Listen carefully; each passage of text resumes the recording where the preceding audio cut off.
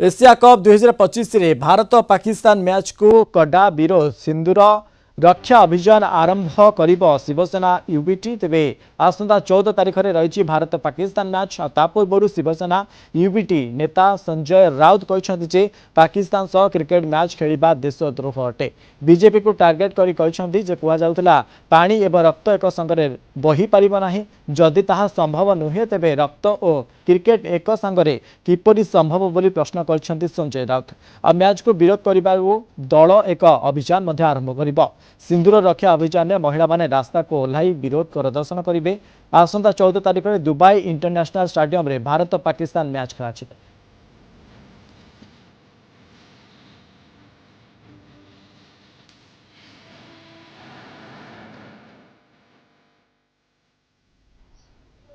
खून और पानी एक साथ नहीं बहेगा।